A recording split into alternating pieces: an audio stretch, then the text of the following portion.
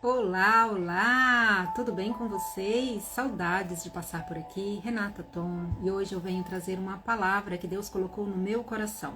Sim, mais vale uma verdade que dói do que uma mentira que engana. Que dia é hoje? Hoje estamos aqui, comemorando o dia 1º de abril. E quem aí não fez aquela trollagenzinha, passou aquela mentirinha aí de leve, no seu amigo, no seu chefe, na sua amiga, no esposo, no filho. Gente, João Lucas ao final do dia vindo para casa, mamãe, você acredita que eu fui no meu canal e fiz um shorts anunciando que eu ia excluir o meu canal, que eu hoje ia fazer o último vídeo, estava lá fazendo o meu último vídeo e no final é mentira. Pois bem, e algo me tocou profundamente hoje no início do dia. Por quê? E eu quero compartilhar um pouquinho, porque para mim hoje não é dia da mentira, e sim é o dia da verdade. Porque toda mentira, por mais engraçada ou por mais cabulosa que ela seja, ou por mais prolongada que ela seja, ao final ela sempre vai terminar o quê? Com a verdade. E mesmo que seja por brincadeira, então eu quero começar a trazer aqui a origem da mentira. A origem da mentira, ela é celebrada no dia 1º de abril e surgiu na França no século XVI, após a mudança do Ano Novo para o 1º de janeiro, Ali naquele período da mudança do calendário para 1º de janeiro, levando aqueles que resistiam à nova data a tornarem-se alvos de brincadeiras. Conhecidas também como Dia do Tolo, a tradição se espalhou globalmente, marcada por pegadinhas bem-humoradas. Sim, então isso se tornou brincadeira, se tornou um dia aí de você sim se divertir, por que não? Não é contra uma pequena diversão, contra uma brincadeira, porque no final o que vai prevalecer? Sim, é a verdade. E como surgiu o Dia da Mentira, então, aqui no Brasil? O Dia da Mentira aqui no Brasil, ela surgiu, ela foi instaurada através da publicação do jornal chamado A Mentira. O nome do jornal já era A Mentira, em 1828. E de acordo, com os registros periódicos, ele era um jornal mineiro. E qual foi a mentira da vez que o jornal A Mentira contou, gente? Ele contou nada mais, nada menos que D. Pedro I havia morrido. Sim. E ali, então, se instalou ali, se instalando, o Dia da Mentira aqui no Brasil. E qual é o significado, então, do Dia da Mentira? O Dia da Mentira é uma data em que as pessoas se divertem, Contam brincadeiras, trollam, passam trotes, falam aquela mentirinha e acaba que no final, são as pegadinhas. E é uma tradição que celebramos em vários países ocidentais e países europeus. A sua origem, como eu disse aqui, foi 1828 aqui no Brasil, mas ela é datada aqui como, intitulada a sua origem lá na França no século XVI, devido à questão da mudança do calendário. Mas vamos lá, eu não vim aqui, eu peguei o gancho do Dia da Mentira, no meu story hoje eu coloquei, gente, cansei de tudo, mandei uma mensagem para uma amiga hoje, cansei de tudo, chutei o balde, cansei. Não, gente, não cansei. Cansei sim, estou um pouquinho cansadinha no físico, porque o dia hoje foi daqueles assim, bem puxado, Mas nada que uma boa noite de descanso aí, ou descansar no Senhor, não esteja aí renovando as nossas energias para um novo amanhecer. Porque, sim, as misericórdias do Senhor são a causa de nós não sermos consumidos, ok? E o que eu quero trazer aqui, eu só peguei o gancho da mentira, porque eu quero trazer, sim, verdades, Por isso eu já comecei aqui com essa frase. Mais vale uma verdade que dói do que uma mentira que engana. E o que é a mentira, no dicionário? E onde se originou a sua raiz, então? Qual é a raiz? Aqui eu tô falando mentira de mentira verdade, tá? É mentira de verdade, não é a mentira aí do dia 1º de abril, não. Segundo estudos recentes, a mentira é um comportamento aprendido ainda o quê? Ainda lá na infância, gente. Por isso que a gente fala, cuidado com as crianças aprendem por repetições, mas eles aprendem muito mais pelos que eles veem, né, do que pelo que a gente fala, né? Pelo falar, eles estão aprendendo por repetições, mas eles aprendem o quê? Por ver. As nossas ações, os nossos atos estão sendo condizentes com aquilo que a gente está falando, porque muitas das vezes eles vão assimilar, tá falando, mas não está sendo condizente. Então, a mentira, olha onde a mentira surgiu. A mentira surgiu o quê? Ela surge ainda na infância e é repetido com o intuito de escapar-se de uma punição ou de obter alguma recompensa. Qual é o irmão aí, né, que lá pequeno fez alguma arte e não jogou para o outro irmão? Pois bem, né? Então ela já começou ali a se instaurar ainda na infância. E já na vida adulta, tem como principal função tornar as interações sociais mais fáceis e evitar constante discussões. Às vezes, assim, a gente omite, né, ou conta aquela mentirinha exatamente para evitar aí constantes discussões. Mas será que isso é saudável? Será que isso é bom? Será que isso sustenta, né? Vamos entender um pouquinho? Onde surgiu então a mentira? Toma sua forma a partir do verbo mentir, referindo-se ao latim como mentire, expressando uma raiz no indo-europeu, destacando-se a mente, né? A mente. Dr. Augusto Cury disse assim, a frase mais forte dele, a mais curta, que todo o trabalho que ele desenvolve se conclui nisso. A mente mente, né? Mentir faz alusão à construção de uma falsa realidade, a partir de saberes firmes, considerando que toda a deformação da verdade é uma construção da mesma. Mentir faz alusão à construção de uma falsa realidade, a partir de saberes firmes, considerando que toda deformação da verdade é uma construção dela mesma. Ou seja, as próprias narrativas, as próprias histórias, né, que a nossa mente vai criando. Então, muitas das vezes a gente fica ali como um boi que acabou de se alimentar e volta ali e fica ali ruminando. Fica ali ruminando e tentando cogitar N possibilidades, e ali você fica, né, em cima das narrativas, em cima das justificativas. E muitas das vezes isso acontece o quê? A tua própria mente está mentindo para você. E o que a filosofia fala sobre a mentira? Segundo o filósofo, a mentira está diretamente relacionada com proveito e prejuízo. Eu conto uma mentirinha para tirar proveito disso. Só que lá na frente, quando a verdade surge, eu vou ter o quê? Na verdade, um prejuízo. Pois mentir para sua própria vantagem é impostura. Mentir para a vantagem de outrem é fraude. Mentir para prejudicar é calúnia.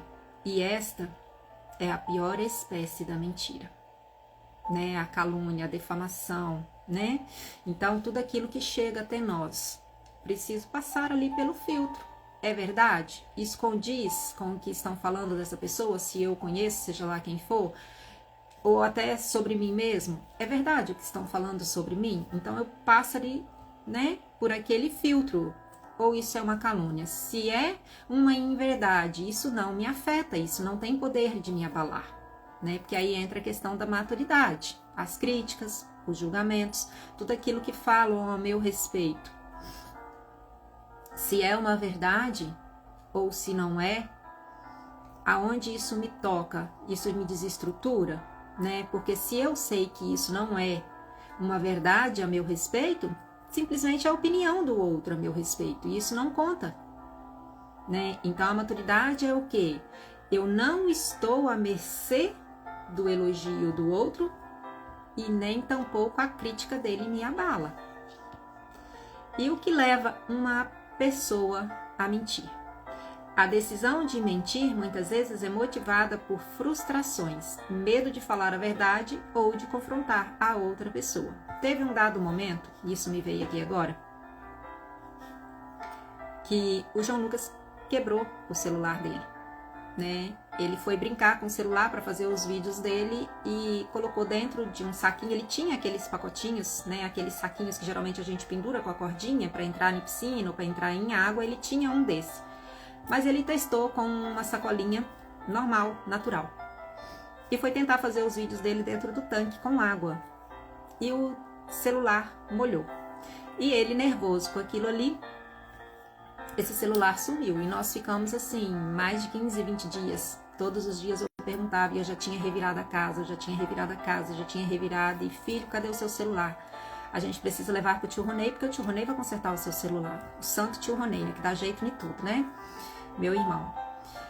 E ali ele foi, mãe, não sei, não lembro, não sei onde está. Aquele não dá conserto mais, mas ele sabia o que ele tinha feito.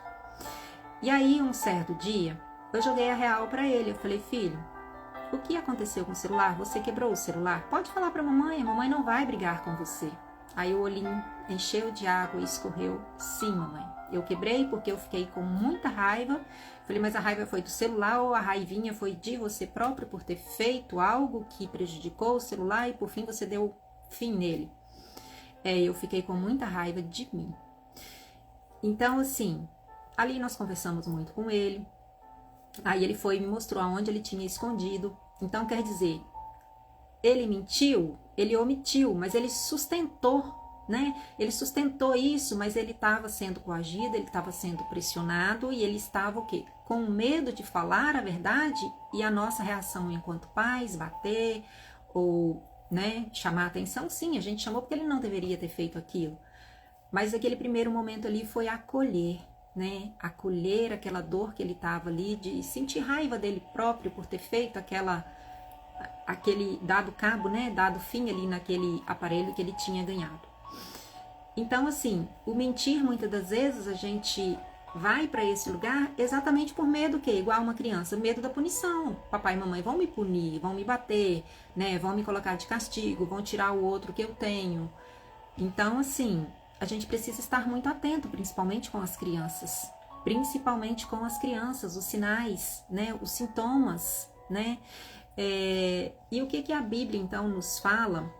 Porque muitas das vezes a mentira nasce em uma situação em que seria simples de resolver com a verdade. Foi o que eu falei com ele. Eu falei, meu filho, se você tivesse falado desde o primeiro instante, você não teria ficado sobre esse estágio de pressão, porque todos os dias eu procurava em uma parte da casa, eu procurava em uma gaveta diferente. Filho, você não lembra onde você colocou? Então ele estava sendo coagido e sob pressão, né? Até que em si essa verdade veio à tona e trouxe paz ao coraçãozinho dele, né? A gente advertiu sim, mas não foi uma coisa absurda. E veio o quê? O ensinamento, como proceder da próxima vez. É melhor que você fale, é melhor que você traga a verdade, porque sim, uma verdade, ela pode doer, mas é melhor do que você alimentar uma mentira. E o que a Bíblia fala, então, no caso, sobre a mentira? A mentira é a distorção ou ocultação da verdade, com intenção exatamente de enganar. Na Bíblia, a mentira é vista como contrária à natureza de Deus. E qual é a natureza de Deus? A natureza de Deus é o quê? A verdade, é a bondade, é a benignidade, né? Está lá em João 14:6. E está associada ao quê? A mentira, ela está associada ao pecado e à influência de quem? Do maligno. Está lá em João 8:44. E se Deus é o pai da verdade, quem é o pai da mentira? Não vou nem falar, quero nem mencionar aqui, mas já deixo aqui essa interrogação, né? A Bíblia fala sobre mentira em vários trechos. Vamos ver aqui alguns deles, começando aqui por Provérbios. Provérbios 12:22. O Senhor abomina os lábios mentirosos e se compraz nos que agem com sinceridade. Em Provérbios 12:19 e 28. A mentira tem vida curta, mas a verdade vive para sempre. Em Provérbios 12:17 e 20. Quando a verdade é dita, a justiça é feita, mas a mentira produz a injustiça. A ira de Deus é justiça.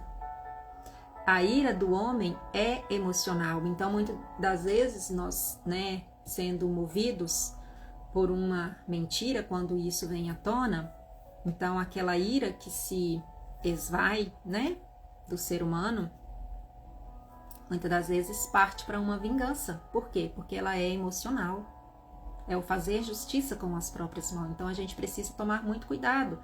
Quando a verdade é dita, a justiça é feita, mas a mentira produz a injustiça, A pessoa que diz mentiras a respeito dos outros é tão perigosa quanto uma espada, como um porrete e uma flecha afiada. Isso está lá em Provérbios 25:18. Vamos ver um pouquinho o que Salmo nos diz. Não permitirei que enganadores habitem em minha casa, nem que mentirosos permaneçam em minha presença. Salmo 101:7. E João: vós tendes por pai o diabo, e quereis realizar os desejos de vosso pai.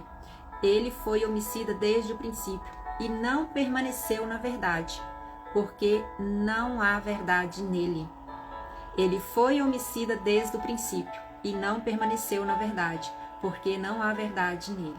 O que ele veio fazer? Roubar, matar e destruir. E tudo isso ele faz o quê? Através da mentira.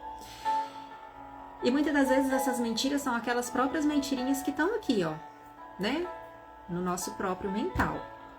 Qual é o perfil de uma pessoa que mente? Ela sempre vai desviar o olhar, ela vai ficar balançando demais as mãos, os pés, vai ficar inquieta, Ela não vai te olhar olho nos olhos, muda o tom de voz, entre outros sintomas também que são, indicativos aí para você começar a avaliar o perfil de um mentiroso. E principalmente, ela acaba se contradizendo, Ela acaba se contradizendo.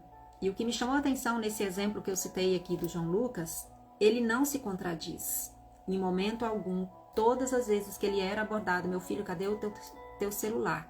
Mãe, eu não sei. Mãe, eu não sei, e aquele não tem conserto mais. Esquece. Eu não sei onde está e não tem conserto mais. Todas as vezes. Ele não contradizeu. Quer dizer, ele estava mentindo? Não, ele estava, na verdade, omitindo porque ele estava com medo, da retaliação, da punição, Então ele sustentou o que também era uma mentira, Porque se ele tivesse falado a verdade ali desde o início, a gente teria resolvido logo no início. Mas ele não contradizeu em momento nenhum. Mãe, não sei e não tem conserto. De fato não tinha conserto, estava todo quebrado, estava todo destruído, Mas o não sei, ele mentiu porque estava escondido dentro de um armário. O único que eu não tinha procurado. Qual o perfil de uma pessoa, então, que mente? Pois é, já consegue identificar só por essas dicas? E o psiquiatra e diretor do Instituto de Neurolinguística Aplicada, Jairo Manchila, ele explica que o corpo sempre fala mais. O corpo é sempre mais fiel à verdade, O corpo fala mais do que a minha própria voz, muitas das vezes está tentando dizer ali quando eu estou mentindo. Temos muitos testes aí, os testes da mentira, os testes da verdade. E qual é a doença, gente? Isso aqui me chamou a atenção porque eu estava pesquisando aqui sobre esse assunto e me deparei com isso aqui. Qual é a doença da mentira? A mitomania é um transtorno de personalidade que se caracteriza por uma compulsão incontrolável que leva a pessoa a mentir constantemente, continuamente. Também é conhecido como mentira patológica ou pseudologia fantástica. Quais são os sintomas?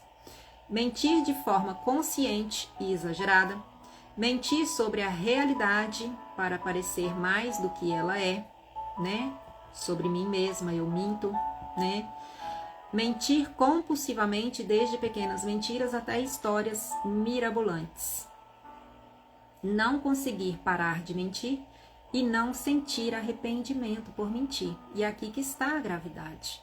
Porque enquanto não houver arrependimento, não haverá possibilidade de mudança de comportamento. Porque primeiro eu preciso reconhecer que eu tenho um problema. O segundo, vem o arrependimento, que é o quê? Arrependimento, metanoia é arrependimento, mudança de comportamento, né? Se eu não me arrepender, eu não vou estar reconhecendo, é como o pecado. Se eu não reconhecer que eu pequei, me arrepender, para me redimir, pedir perdão, que seja, né, primeiro a Deus e a pessoa, né, a qual eu devo chegar e pedir perdão, não haverá mudança de comportamento.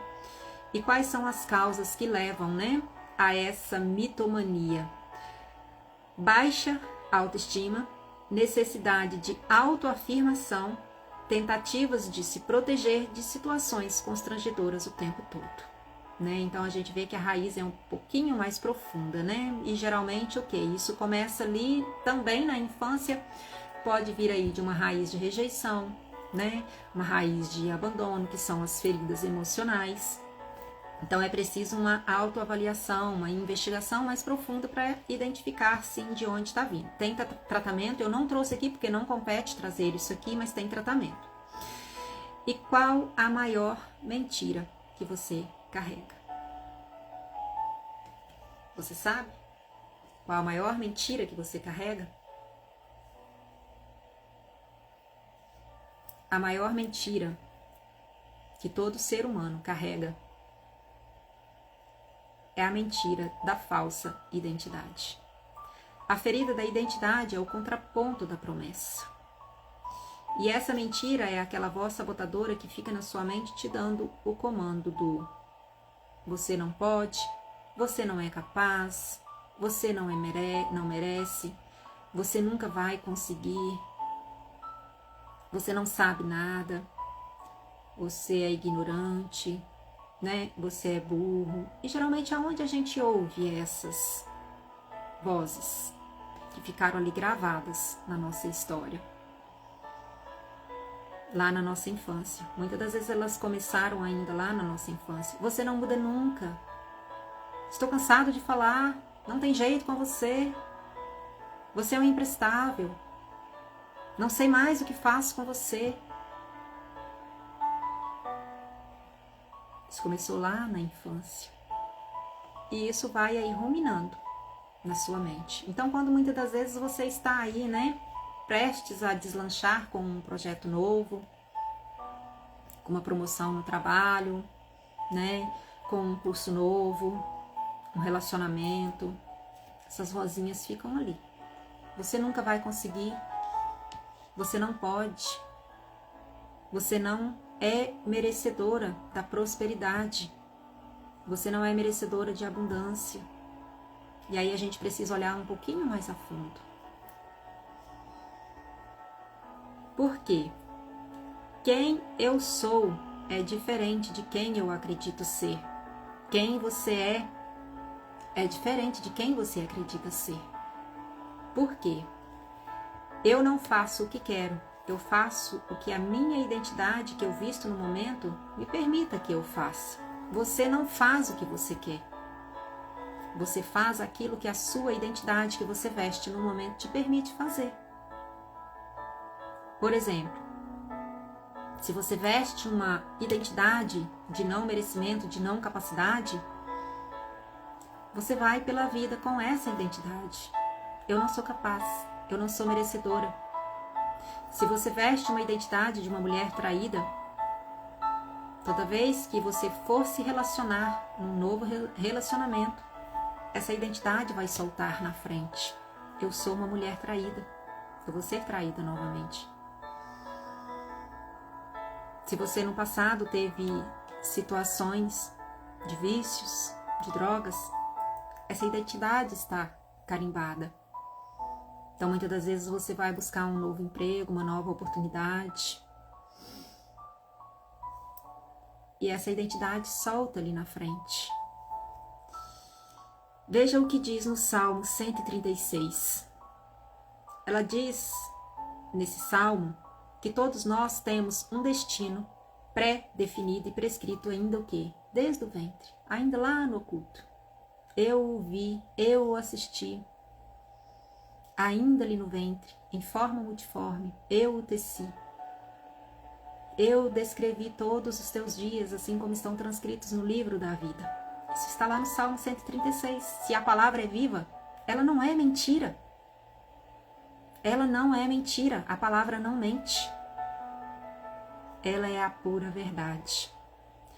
Você não faz o que quer,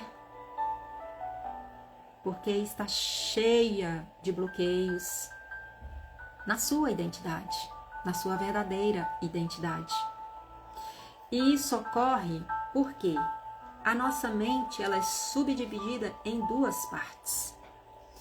E nós possuímos o quê? A mente racional, né? A mente mente. A mente racional ela é composta por 13%. E a mente emocional ela é composta por 87%. E na mente racional estão o quê? A clareza, estão as minhas metas, e estão a minha cobrança e a minha autocobrança quando eu não consigo concluir aquilo que eu me programei. Por exemplo, eu estou acima do peso. Todo janeiro, todo virada de ano, eu traço uma meta. Janeiro eu vou malhar, eu vou para academia, eu vou fazer dieta, eu vou perder peso. Então quer dizer, eu tenho clareza da real situação. Estou acima do peso. Traço metas. Quais são essas metas? Academia, dieta, né? Restrição alimentar. Passou o janeiro. Eu não alcancei o resultado. Talvez porque eu calculei ali mal, uma meta muito grande, perder 30 de uma vez em 30 dias, seria 1 quilo por cada dia, e isso é imensurável, né? É uma mentira, porque ninguém consegue isso. E eu começo a me cobrar. E isso está o quê? No racional. Eu tenho consciência que eu preciso. Eu tracei a meta, mas me frustrei. E comecei a me cobrar. Está no consciente. Ter objetivos claros, traçar metas e se cobrar por não conseguir é racional. E aí nós ficamos com o outro 87%. E o que está aí nesse 87%? O 87% está a mente emocional. E o que nós temos aí então nessa mente emocional? Disciplina, né? Mesmo que eu tenha consciência, eu preciso ter foco, disciplina, de ir pra academia, malhar, manter a dieta. Na mente emocional estão disciplina, disposição e motivação. Ter disciplina, disposição e motivação é emocional. E por que com tudo isso ainda eu não consigo alcançar os objetivos? Eu não consigo alcançar aquilo que eu quero. E aqui entra uma outra questão. Toda demora nos resultados esconde uma espera nas relações. E um ponto de referência para você identificar aí nesse momento, né? Qual o resultado que você quer? Eu comecei dando o exemplo aqui do físico, né? Porque é o banal, todo mundo quer sim cuidar aí do corpo e muitas das vezes para algumas pessoas se torna quase impossível esse excesso de peso. O perder peso ele se torna muito difícil. Em algumas investigações a gente pode chegar a conclusões de que talvez seja um peso extra que você esteja carregando, porque algo ainda lá na infância aconteceu e te levou para esse lugar, para essa necessidade de se tornar grande para poder adquirir aí uma proteção, né? Uma imunidade sobre algo que te aconteceu lá no passado, ou que você precisa ficar grande para chamar atenção, para ser vista, né? Talvez aí chamando a atenção de papai ou de mamãe porque não foi vista lá no passado. Então tudo isso tem ligações. E como que você pode identificar que há bloqueios? Se há conflito entre o querer e o realizar, isso revela que você possui então bloqueios. Bloqueios, crenças, né? Mentalidade distorcida. Não vos conformeis com este mundo, mas transformai-vos o quê? Pela renovação da vossa mente. Né? Metanoia, transformai-vos pela renovação da vossa mente. Nós somos seres tricotômicos, espírito, alma e corpo. E não há como esse mecanismo, né, esse veículo funcionar se tudo isso não estiver alinhado. E esse primeiro alinhamento, ele começa o quê? Cada esfera possui um conjunto de necessidades básicas e específicas para que esse corpo, né? Nós somos, na verdade, acreditamos que somos um corpo, mas não, nós somos um espírito que possuímos uma alma e habitamos em um corpo. E muitas das vezes o último sintoma, né, que dá o sinal já é o que? Na esfera física. Por quê? As esferas anteriores já estão comprometidas. E a alma, ela está dividida em quê? Em 3 partes: em mente, em emocional e comportamental. A sua ideia do eu vem de quem? Quem você acredita ser vem de quem? Renata, eu acredito que eu sou uma doutora, que eu sou um doutor, que eu sou um filósofo, que eu sou um dentista, que eu sou um mecânico, que eu sou um presidente. A sua ideia do eu, do quem eu sou, vem de quem? Ela foi construída por quem? Foi construída por externo ou foi construída por você mesmo? Foi construída pelos seus pais, pela sociedade, pela religião, pelos amigos, pelos próximos, né? Pelos outros? Ou foi construída por você mesmo? Não, eu tenho essa ideia formada por mim. Eu sou uma doutora e ponto final. Eu sou um dentista e ponto final. Será mesmo que você é só isso? Olha o que Deus diz sobre a nossa verdadeira identidade. Lá em 1 Tessalonicenses 1,4, ela diz o seguinte: você é um escolhido por Deus. Existem os escolhidos e os predestinados. Então, ele nos diz aqui, 1 Tessalonicenses 1,4, você é um escolhido por Deus. Em 2 Timóteo 1,9, você foi o quê? Chamado por quem? Você foi chamado por Deus. Em 2 Coríntios 5,17, você é uma nova criatura. Eis que estou à porta e bato, aquele que abrir, eu entrarei e cearei contigo, e o farei uma nova criatura. Mas para ele entrar, a porta tem que ser aberta por dentro, ele não arromba a porta. Ele é muito educado, ele não arromba a porta de ninguém, é a gente que tem que permitir ele entrar, e depois que ele entra, ele te fará uma nova criatura. 1 Coríntios 6,9, você é um templo do Espírito Santo de Deus. Somos morada, habitação de quem?